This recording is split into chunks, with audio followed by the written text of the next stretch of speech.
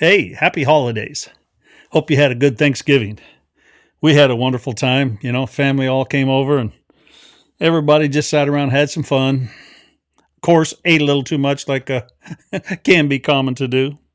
But now it's kind of quiet again. So, like the lull between Thanksgiving and now Christmas coming up.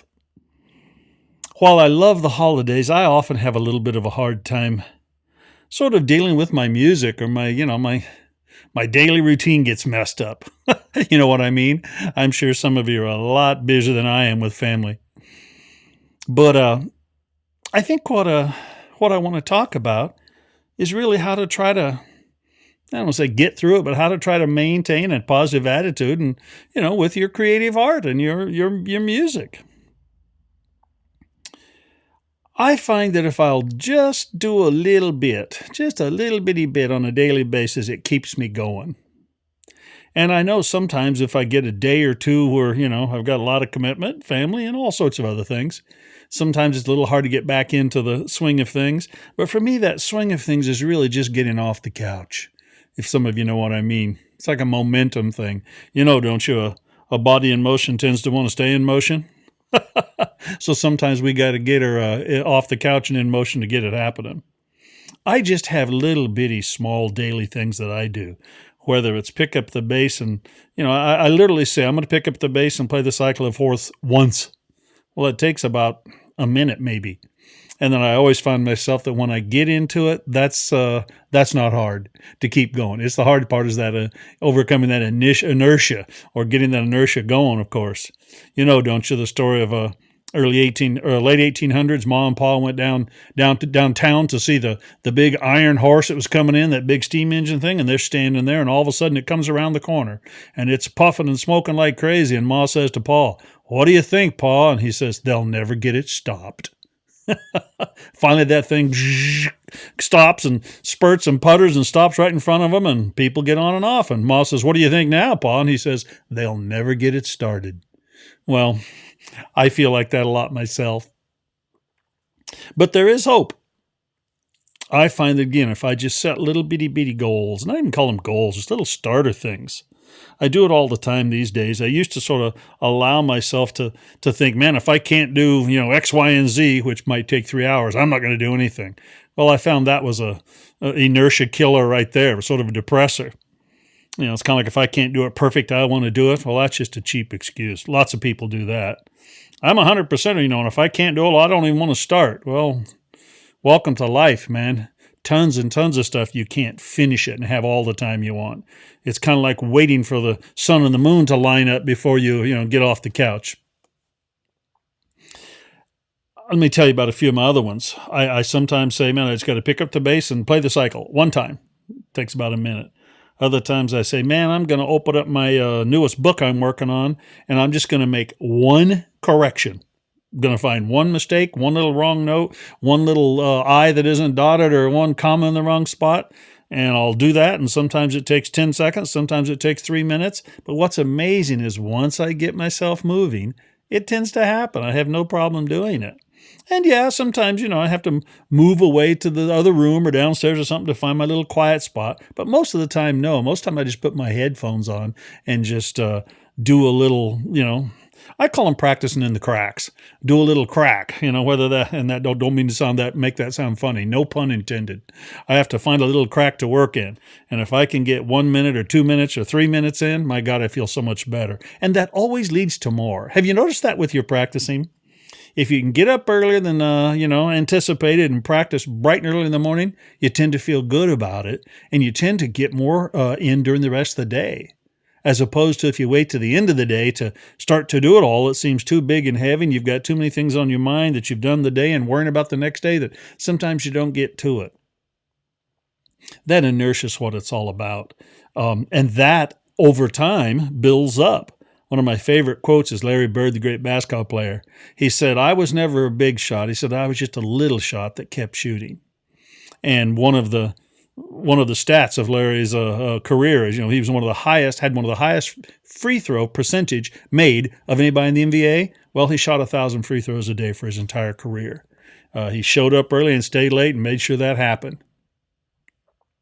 Well, practicing in the cracks doesn't have to be 1,000 of something, but I found that if I can get 2 or 3 little, 3 minute, 5 minute sessions of whatever, anything, just to get me off, off the schneid, so to speak, things happen. I feel good, and I feel like I want to do more, and I feel like I can do more.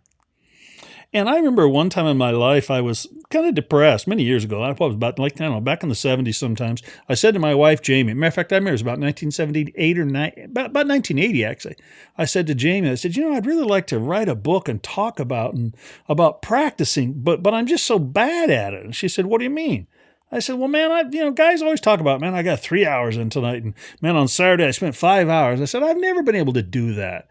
I always do like 15 minutes. I get bored or, ADD or something. And I can't focus and concentrate. Well, some of that's discipline, I know. But other, just seemed like I couldn't get these long sessions. And my wife said, well, what are you talking about? You're good at practicing. And I said, what? She said, you've become an excellent player by just sort of practicing little bits, lots of little bits. And then I sort of coined that phrase, practicing in the cracks. And I started realizing that, well, one doesn't have to have a marathon session to accomplish something.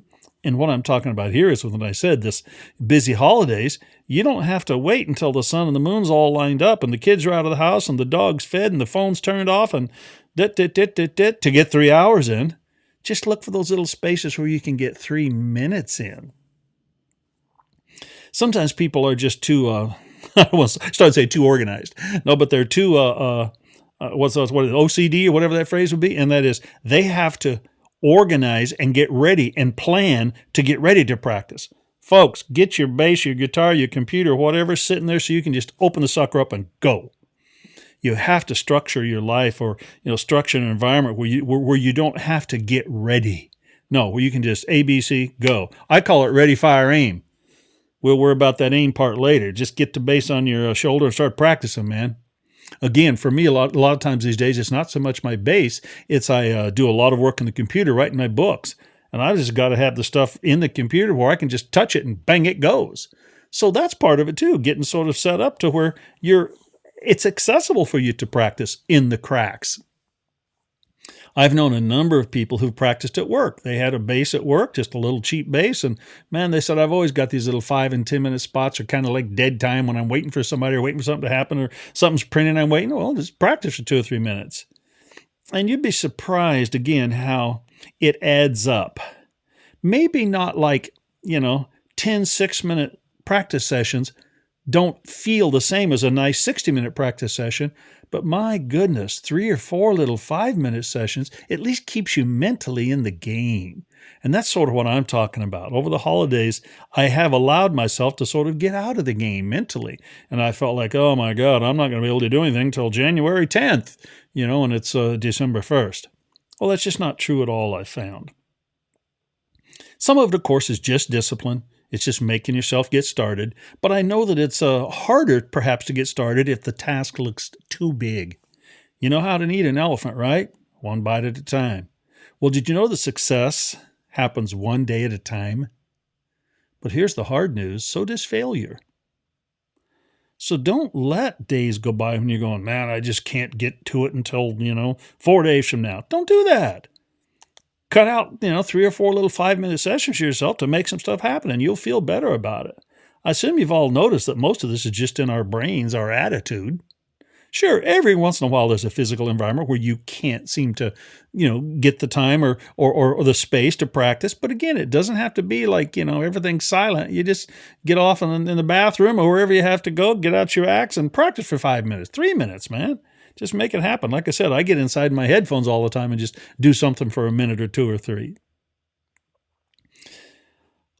I know that it like I said earlier, it can be easy to become overwhelmed. Well, you have to organize yourself.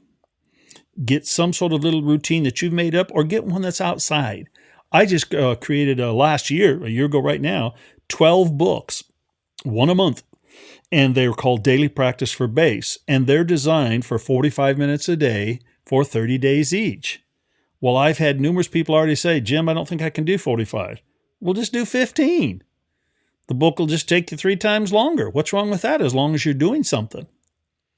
We always feel better in motion. You notice that? Everybody, including our little brain, wants to jump on a train that's moving. So if we're not doing anything for a day or two or three or four, oh baby, that adds up, and then we start feeling guilty. Anybody ever done that? Don't do that. Don't feel guilty. Yesterday's gone. Who knows what tomorrow's going to bring? All we can do is control a little bit of today. So here's a recommendation. If you get ready to lay down a pillow and you're going, oh my God, I didn't practice this and I wanted to do this. Well, don't lay your head down. Grab your freaking bass and practice for 5 minutes. Nothing more. You'll sleep better, I promise. And you got to break, that'll help you break that cycle of day after day of going, oh man, I'm a failure because I haven't been able to do this. Man, nobody's a failure until you stop doing something. And you've got to have that, whatever it is, that discipline, that little routine or something that gets you going. It gets you doing the stuff. You all know what I'm talking about. You don't want to go out to whatever, to see this somebody play or to this gig or to this concert or this dance program. But the second you get off the couch and get moving, you're going, hey, this could be fun. And then you get there and you go, my God, I'm so glad I did this. I feel like it's the same with getting out of my mental slumps when I'm going, oh, I can't do this and I haven't done that and I've been putting this off for a week. Well, if I can just do 3 or 4 minutes, at least I start to feel like, hey, maybe there's hope. Maybe I can do this. Who knows? I may be preaching to the choir here. But I suspect there's a bunch of you that get these sort of holiday lulls and you go, oh my God, can't wait till it's all over. Well, that happens to me all the time. There's hope, I promise.